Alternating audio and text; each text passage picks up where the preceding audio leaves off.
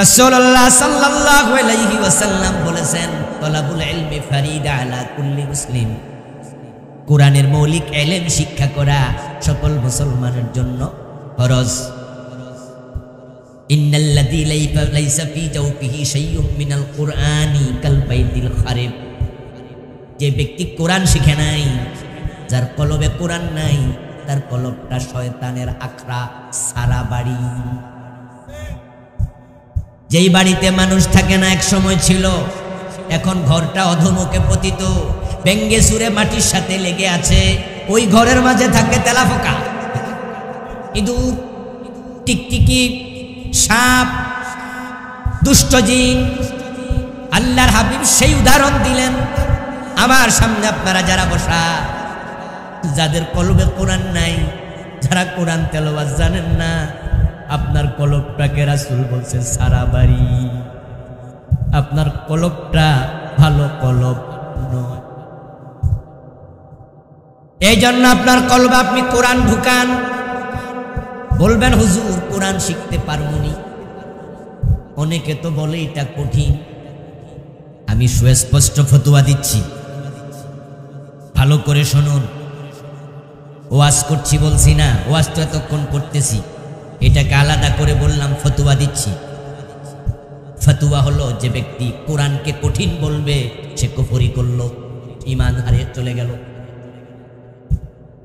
কোরআনকে কঠিন কিতাব মনে করা কুফর, আর যে কুফরি করে তার ঈমান চলে যায়। আল্লাহ কোরআন মাজিদে একটা সূরাতে পরপর 3 বার বলছেন, ওয়ালাকাদ ইয়াসসারনাল কুরআনা লিযিকরি ফাহাল মিন মুদ্দাকির। পড়ার জন্য, বুঝার জন্য, মানার জন্য আমি আল্লাহ কোরআনকে সহজ করে দিয়েছি। কে বলেছেন? একটু জোরে বলুন না, কে বলেছেন?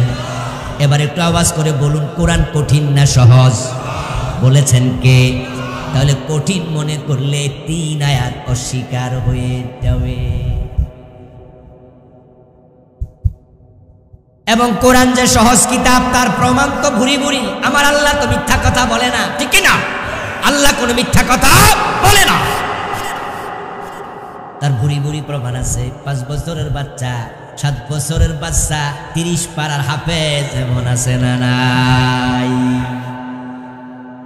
চোখ নাই জন্মান্ধ, অথচ 30 পারার হাফেজ।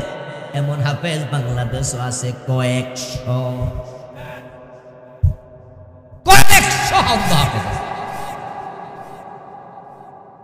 মাওলানা মুফতি কাজী ইব্রাহিম হাফেজাহুল্লাহ জামিয়া কাসিমিয়ার সাবেক হেড মুহাদ্দিস ছিলেন।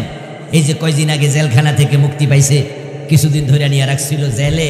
উনার মুখে আমি নিজে শুনলাম, উনি বলছেন তিনি মাত্র 36 দিনে 30 পারা মুখস্থ করেছেন। এরপর এটা কঠিন কিতাব বলবেন?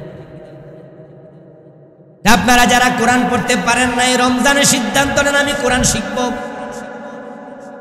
আপনার মসজিদের হুজুর, ইমাম, মুয়াজ্জিন কারো একজনকে ধরুন, আমার একটু কোরআন পড়াবেন। 1 মাস 1 ঘন্টা করে সময় দেন, প্রয়োজনে কিছু টাকা পয়সা দেব, প্রয়োজনে খরচা করবেন। কোরআন শিখার জন্য টাকা দিলে এটাও সাদাকা হয়ে যাবে, ঠিক না? এটাও সওয়াবের কাজ, সাদাকা। অঙ্ক শিখতে টাকা দিতে পারেন, ইংরেজি শিখতে দিতে পারেন, নিজের সন্তানকে নিজেকে কোরআন শিখাতে টাকা খরচ করতে পারবেন না কেন? এখানে যত কৃপণতা, দ্রব্য মূল্যের ঊর্ধ্বগতিতে সব জিনিসের দাম বেড়েছে। 3টা জিনিস আগের দামে পাবেন। আজকে ফেসবুকে একজন লিখছে, পড়লাম গাড়িতে বসে আসার সময়। ফেসবুকে তো বিভিন্ন খবরাখবর পাওয়া যায়, মাঝে মাঝে একটু চোখ বুলাই ফ্রি থাকলে দেখলাম একজনে লিখছে, দ্রব্য মূল্যের চরম ঊর্ধ্বগতির এই যুগে 3টা জিনিস আগের দামে পাবেন।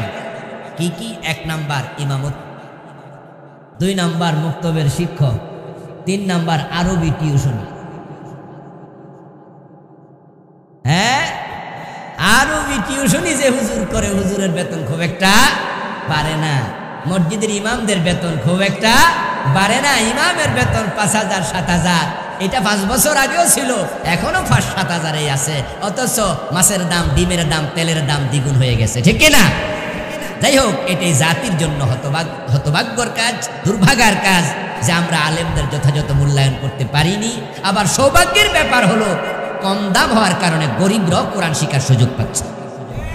এটা হলো পজিটিভ। হুজুরকে বলেন আমাকে কোরআন শিখাবেন, কোরআন শিখা ছাড়া আমি মরবো না। এই যে আজকের মাহফিলের সভাপতি আমার পাশে বসে আছেন, প্রধান অতিথি চেয়ারম্যান সাহেব বসে আছেন, উনাদের দুজনের কোনো একজন যদি আমাকে একটু কাগজে কিছু লিখে একটা নোট দেয়, সিটপুট দেয়, সভাপতি আমার হাতে দিল। এখন এটা হাতে নেওয়ার পরে আমার প্রথম দায়িত্ব হলো একটু খুলে দেখি কি লিখছে। তারপরে আবার ওনার অনুরোধ রাখার মতো হলে রাখবো, রাখার মতো না হলে আমি রাখবো না। এটা সিটিটা রেখে দেবো পকেটে।